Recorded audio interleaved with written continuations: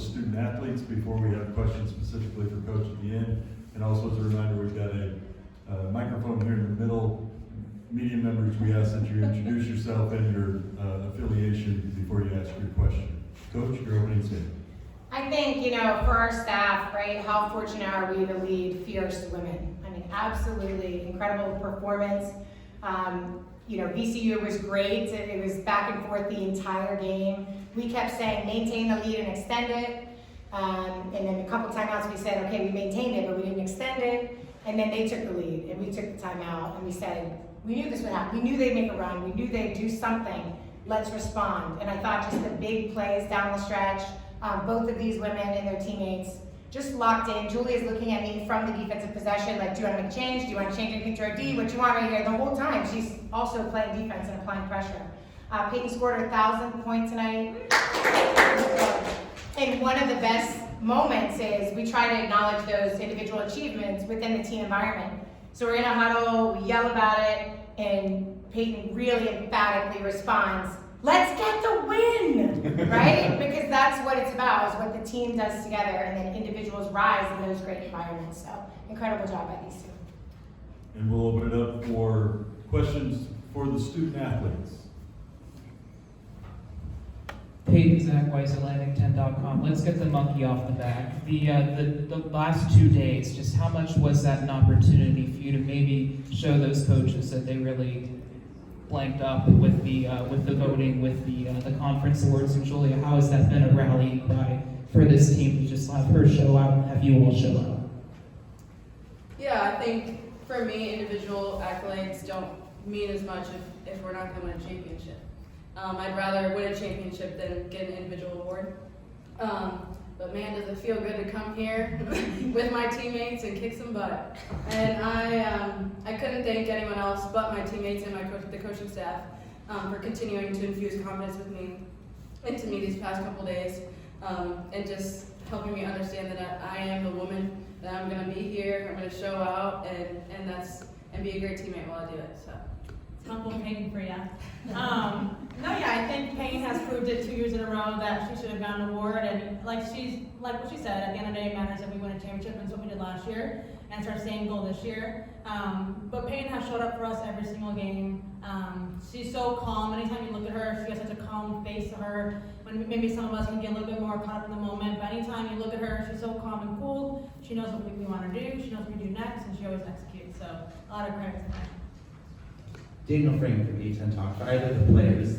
From the outside at least, it's certainly starting to look a little bit like last year with you guys starting to string some wins together. What about the underdog role do you guys thrive in? You said, what about the other one? I'm sorry? The underdog role. Yeah, we came into this, we're the 7th seed, but we're not really the underdogs. We don't have that mentality for us. We know who we are. We believe, for us, at this point, it was for us to show the world and the rest of this conference kind of who we are. It's March, baby. Anytime March comes, we love to play together as a team, which we did last year. So this whole entire team is just so dialed in on what we want as a goal. And at the right time of this year, we're really working hard together. Our chemistry is amazing on and off the court, which is so important. Everybody's working hard, whether on the bench, we're screaming plays, scouts, things like that. Everyone knows their role and they're living up to it. And I think that's what's really helping us during this run. You did a good job, Summer. Lamont Thomas, Lacey Sports. Julia, I wanted to ask you about the defense. You guys really held VCU and turned them over 17 times, especially when you guys got into that zone. What is it about the active hands and cutting off the pass lanes that really turned the tide for you guys here? Yeah, I know we know that our defense, it's not a secret that sometimes our defense hasn't always held up in the past, but we've been really working hard to try to change that for this tournament.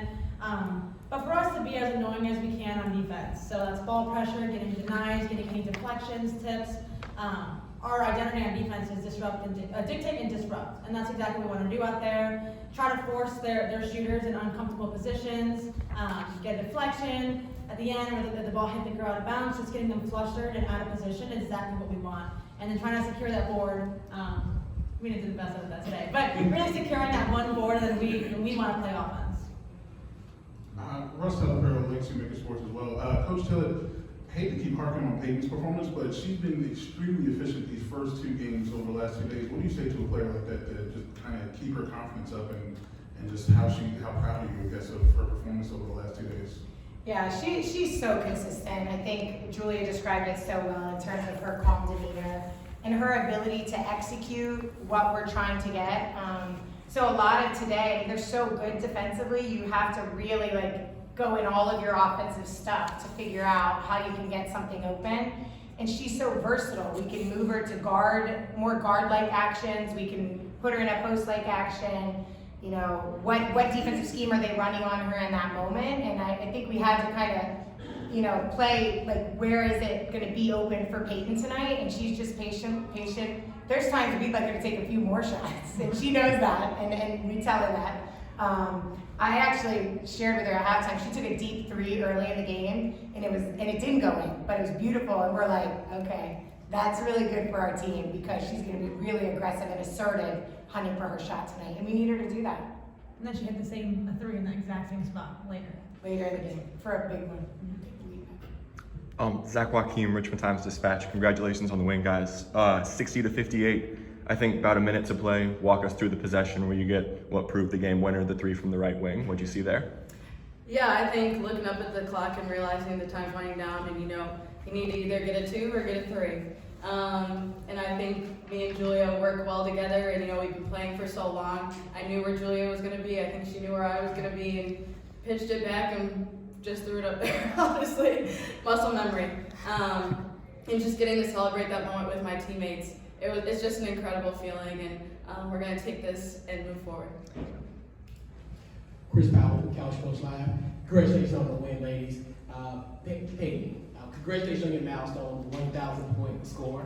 You led the team today with 22 points. What was your thoughts on your overall performance today? Yeah, I think just being patient, hunting my shot when I can, taking the ones that I feel comfortable taking. I try to do time and place things. If my teammates need 3, if they just needed 2, if we just need to slow it down. I think our point guards do a good job of that as well, and just finding places to score, playing off my teammates. I'm super excited. This is a great win for our team, and just, offensively we did well, but I think this game really showed our defense, and we've been searching for that all year. So credit to that. Julia, you guys went 0 for 0 from the free throw line in the first quarter and finished 19 for 21 for the game. That was huge. Just what led the shift to just being the aggressors and being hunters? Yeah, I think we are always successful when we're shooting free throws.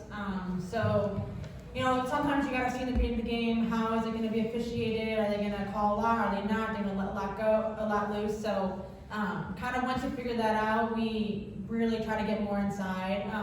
Get some of their main players in foul trouble, so they can be on the bench, which is super, super important for us. So that we can, we don't have to defend them as much. So. Tillett and all the other coaches, even teammates, players, at all times, let's get to the line, let's get to the basket, let's get them in foul trouble, race to 5 fouls so that we're in bonus.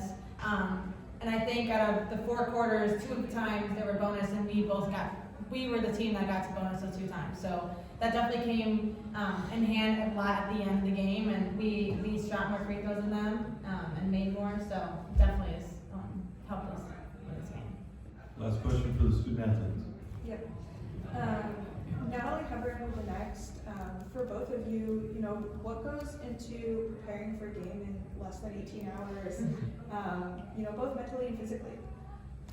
Well, I can tell you definitely about nutrition. We have smoothies that we have to drink right away after each game just to get that protein inside of our bodies. We have to chug it even if we don't like it. So that's important.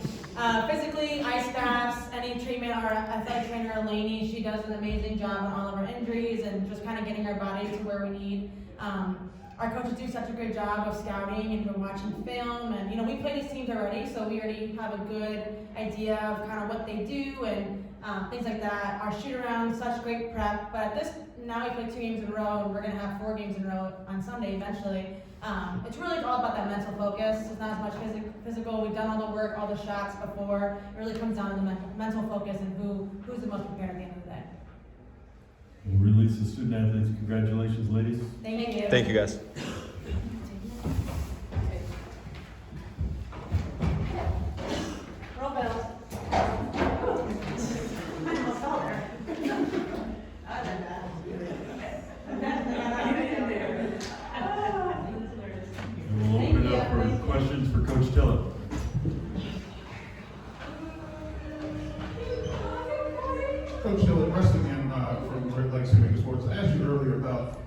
would say about Peyton's efficiency. I would love to get your idea, pick your mind about how you can get Kyla back on point, because she had double-digit points, but the efficiency wasn't quite there. But she had the attitude for it. But just what do you say to get her back on ship and against what could be another tough dogfight matchup tomorrow too? Yeah, I don't worry too much about it. I know Kyla pays attention to it, and of course we discuss it as a team. The amount of coverage that Kyla receives and has received almost her entire career, and I've been fortunate to watch all of that. The shots she has to make are harder than most teammates have to make because of the coverages she draws. So I think in those moments we talk about, getting to the line, and she did just that. She was 7 for 8 from the line, which we needed from her tonight. I remember somebody brought up a comment like that to me last year about her efficiency, and I remember saying to them, but she's the type of woman that can score 27 points in a championship game, and she did just that. So you keep that in mind, right? That she plays with a certain freedom and great scores like her do. I know she wants to be more efficient, so I'm sure we'll see that tomorrow. Coach Tabiasu, 22 points, but you guys frustrated her. What was the approach defensively, and walk us through the scheme of that zone a little bit? Yeah, she's elite, okay? So, obviously we did a ton of research and preparation for her. We loved playing her last year in the overtime game at their place. She was rated our place this year. We felt like we had to show them a lot of defenses, so we actually showed quite a few of the things we have in our pocket, and we thought that was necessary because of her elite level as a point guard, that she could figure out whatever we were doing. It did come that one of our zones held better than some of our other coverages, but even that, we had to keep going away and coming back because she would figure out what's the next best thing she can get out of that for herself or her teammates, which is what great point guards do. So she's an elite matchup. I thought she was really good defensively as well, in terms of her legal physicality. So yeah, we had to prepare a lot for her, and I thought our women did a good job. Rebecca, Zach Weiss, Atlantic10.com. Have to ask you, you heard Julia mention about the defense. You had 6 fouls before they had 1. How was it figuring out the physicality that the game called for, not crossing that line and then turning that into an advantage? Yeah, great question. That's actually been something we've been really locked in on for some time now. We're actually won over what our goal was. You do research of when is your team successful, what does that look like, what are the similarities of statistics, and we're just a much better team when we don't foul. And when we do, and it's probably true of most teams, but I think it has a really strong effect on our team. So I thought that fouls that, were coming against us in the first quarter, I thought there was normal physicality of the game, and we were going for it, trying to make some plays. And so then, like Julia said, it's figuring out how do we go for it on the offensive end to earn those opportunities as well. And I think our women stayed locked in on that in terms of being determined, right? You can't be discouraged if you haven't gotten there yet. Figure out the way to get there. Rebecca, Lamont Thomas, Legacy Maker Scores. You and Peyton had an exchange right before that shot hurt around the world. So did you say something to her? And if so, what did you say right before that big shot? Yeah, great question. I think it was the play call that we were talking about, but I'll have to watch the film to know for sure. It's funny, in team environments, when these big games come and these big moments happen, it's so fun to go back to your team because everybody remembers something that somebody else doesn't remember, and everyone's sharing in those memories and those joys. And there's some things that we don't even hear. Like I know on the bench, they're going to get me later for this. They were calling a play call, but those of us at the front of the bench, we thought they were calling another call. And so we're like, did you call that? And the bench is like, we called it, like we know what it is. And the rest of us are like, it sounded like this other play call. And so that back and forth and camaraderie of everybody trying to figure it out, that was our focus in pregame. And then Calvin on our staff made an incredible, just a reminder to our team of who they are. So we actually came out later than we usually do. That's because they were watching some of their most impressive clips of the season. And so they came out, kind of ready to go. And then VCU had a 4-0 run on us. We just maintained and came right back. Coach Gino Frank from A10 Talk. I'm curious what about your team makes you guys so well built for March. You entered this year's tournament with the exact same record as you entered last season, where a little bit below 500 in the regular season, but now come March, you guys seem like you're firing on all cylinders. players? Yeah. I think it's a commitment of our women to keep learning, our staff to keep teaching, and then staying focused on believing. And so much of that is the women, right? They have to keep believing or it gets really hard. Their coach could maybe do a little better job in the scheduling department, in how I space the games and stuff like that. So I'll look at that. We really felt like this team was playing really, really well when we beat Mizzou and Missouri State. And then we had some injuries. Every team has that, you know, and in the course of those times of adversity, we had to learn some things about ourselves. And I think that's true every season. I was told by a friend of mine that won a championship recently that the year after a championship is sometimes the hardest year, figuring it out together. So just really, really excited for our women that they stayed the course to figure it out. And then I also think that our environment is a teaching environment. So if our players don't do well in a game, that's the same as students not doing well on a test. We probably didn't teach it well enough, and we need to go back and figure out how to teach it better. And that's our mindset in the process.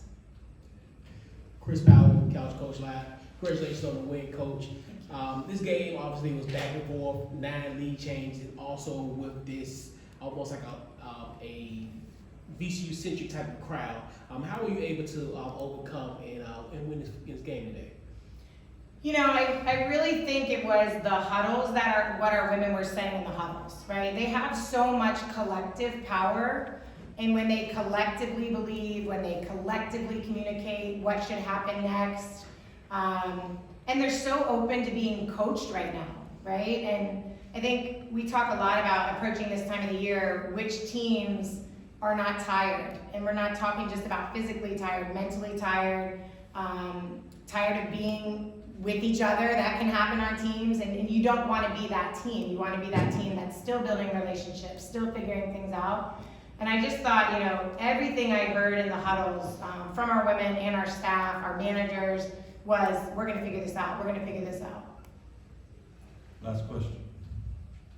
Natalie Hebron with the Next. Can you just talk about, you know, the growth that Tiara Simon has had for your team this season and what she was able to bring to the team tonight?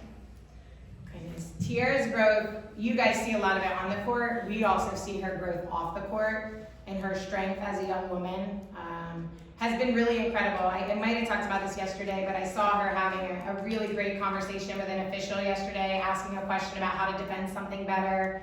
And it was just I'm looking from a distance watching her do it and kind of, you know, thinking, wow, this is great, look at her growth. And then I'm like, lock in, you gotta coach, like you can't enjoy this moment too long right now. But goodness, her ability to rebound, she's gaining in her confidence of our system and the way we teach. I do think there's something to your previous question of why it takes us a little while, and we're gonna keep working to get better at that. But some of our concepts, right, as we add new people, take some time to like wrap your mind all the way around the freedom that they're given and how to work on that together. And I think what you're seeing now with Tiara is she's finding that confidence within our system on defense and offense. Congratulations.